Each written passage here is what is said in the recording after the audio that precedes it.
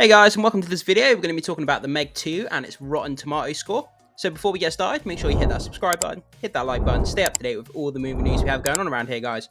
Also as well, just before we get started, just a side note, I might be giving a tiny little review of my experience with the movie. I went and saw the movie this afternoon. And some things I might say might be considered as spoilers. They may not. I'm not really sure how you would consider a spoiler, but I just wanted to let you know before we continue. So let's jump into this Screen Rant article. Meg 2, The Trench, debuts on Rotten Tomatoes with a critic score 20% below the original movie, which was already a splat despite box office success. So, The Meg 2, The Trench, has debuted on Rotten Tomatoes with a critic score of 20% lower than The Meg, which was already considered rotten. Another installment of the Meg franchise, The Meg 2 Trench, sees Jason Statham return as Jonas Taylor, as he and a crew of underwater explorers uncover a deep trench housing three massive megalodon sharks. The sharks soon break loose to the surface alongside another prehistoric creature that Jonas and his team need to battle. Now, Rotten Tomatoes reports Meg 2 The Trench has an even lower critic score than The Meg, making both entries splats. As writing, Meg 2 The Trench has a critic score of just 26%. This is exactly 20% lower than the critic score for The Meg, which sits at 46%. While the score could fluctuate as more reviews come in, it's safe to say that Meg 2 The Trench has been even more poorly received critically than the original Meg. So let's go on to discuss why the Meg 2 critic score may impact its box office. Yeah, that's the thing, isn't it, guys? So a lot of people these days, obviously, I come from the UK, we have a cost of living crisis at the moment. People are very, people are struggling with their money, so they're very, very, strict with what they budget, what they spend their finances on. And a lot of people will wait for reviews of movies before they go and watch them. Because obviously if you're spending your hard-earned money at the moment, you want to make sure you're going to go see something you're enjoying. So I would say that websites like Rotten Tomatoes are very valuable to a lot of people who don't have a lot of money to spend to going to the movies. So it could have an impact on the movie's reception and the movie's box office overall. That's in my opinion. So despite Meg 2, The Trench's negative reception from critics, the Rotten Tomatoes score doesn't necessarily reflect on how well it performed at the theatres.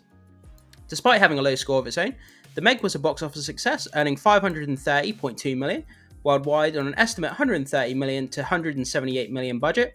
Because of the sequel had a budget that could be up to $185 million, Meg 2 The Trench's box office might need to reach around $380 million to be successful. So, because of the massive success of the Meg, it's plausible that Meg 2 The Trench will garner a similar amount at the box office revenue. However, big budget action adventures such as Indiana Jones and Dial of Destiny and Mission Impossible Dead Reckoning Part 1 have been struggling to make a profit at the summer box office.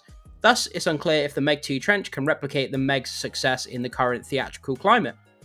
Yeah, like I was saying, guys, a lot of people are, struggling financially at the moment with things going on around the world, and people can't afford to go and watch loads of movies, and Rotten Tomatoes is a really helpful website to help people determine what they want to watch and what they don't want to watch. And if you see the Meg 2 with a really, really low Rotten Tomatoes score, someone might look at it and think, no, I'm going to pass on it, I'll go and watch something else that has a higher score. So it's definitely going to have an impact on the box office overall at the end of the day. Meg 2 The Trench also has to compete with Barbie and Oppenheimer, two massive critical and financial successes, still playing in theatres. In particular, Barbie has already broken the box office records, indicating that it won't have any trouble competing with the Meg 2 The Trench. Even so, with a budget under $200 million, promising plenty of excitement, Meg 2 The Trench could be earning a surprising amount of box office despite its negative critical reception. Yeah, so it's not always necessarily linked. The financial box office and the Rotten Tomatoes score isn't necessarily linked. I would say it has an impact of somewhat. Like I was saying, people are hard up for money. If you see a really, really bad score for a movie, you might decide to skip it. Ultimately, it has an impact. As to how big that impact could be, who knows? But I would say Rotten Tomatoes, definitely has an impact on movies to a certain degree. We don't really know what that is, but I would say, it's an educated guess. But yeah, guys, so with this article down, I just want to go into a little kind of, a little review of my own, because I've literally just come back from the movie a couple of hours ago. I decided to go and watch it myself. So, I'm just going to get right to the point here. I don't know if you guys consider this a spoiler or not, so it's up to you if you want to click off it, if you don't want to see any spoilers. But yeah, so I would basically say for myself that the movie was pretty boring. The plot was very, very uninteresting. There's nothing there's nothing that we haven't seen countless times in other like low budget sci-fi movies. They go down into the depths of the ocean, into this place called the Trench. They put on these high-tech, like almost like spacesuits, but they're obviously like diving suits. And their submarine crashes. They have to make their way back to this oil rig that they're on, and they're walking in their dive suits underwater. And you got these Megs flying around, but nothing really happens. You have these Megs kind of floating around above them as they're walking, but there's not really any kind of really good shark action going on. There's no kind of carnage that you expect from like a Meg movie. There's nothing exciting that they do with the Megs at this point in the movie, and yeah, there's not much shark action apart from the last 20 minutes of the movie. Another complaint that I had myself was the CGI. I just thought it was really, really bad. It's something that you see on a late night sci-fi movie, kind of like a Sharknado movie that had a really small budget. You wouldn't expect to see this kind of CGI in a movie that's nearly like $200 million. So that kind of really surprised me as well. The scenes that they filmed underwater with the Megs flying above, some of the scenes are really, really dark, and for myself, I really struggled to see what was going on a lot of the time. The camera angles were very weird, and the scenes were very dark, and the Meg would kind of fly, the bad CGI as well, so it was like on-screen noise with the bad CGI, and then you had darkness underwater as well, and for myself, I kind of struggled to see what was going on sometimes in some scenes. But yeah, also as well, when you had two characters fighting each other inside of a substation underwater, the cameras looked like they were very close up to the actors, and the angles were like really bad, and I couldn't really tell what was going on there either. It was just, I don't know if anybody else had that kind of gripe as well, but for me, that I couldn't really, the angles were just really bad.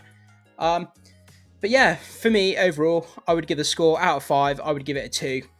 To be generous, obviously a 2.5 would be average. I thought it was under average for a movie that's this expensive. I would expect better CGI, a more interesting plot. There was a villain in the movie. There's like corporate espionage where someone betrays somebody, and it's kind of a mustache twirling villain. Ha ha ha! I'm really bad. I'm going to kidnap you, and all. And there was just things going on that we've seen 1,000 times in countless other movies that just wasn't that interesting. They didn't really do anything interesting with the plot, with the characters, and the last 20 minutes where the sharks actually show up as well, there was nothing that exciting about it. Yeah, I don't know. I didn't really enjoy this movie at all, guys, and I don't really think there's many redeeming features. Obviously, Jason Statham's in it. He's a redeeming feature. He's always good in anything he's in. It's always good to see him. And the fact that it's got giant sharks in it, that's the only reason I gave it a 2 out of 5. So yeah, that's kind of my mini review on the thing, guys. I'm not very good at reviewing movies, but I just thought I'd throw in my kind of 2 cents about the movies here. But yeah, guys, let me know what you think about this Rotten Tomatoes score. Have any of you guys seen the movie? What did you think about it? And if you haven't seen the movie, are you interested in going to watch it? I'd love to know what you have to say about it, guys, and I will see you soon.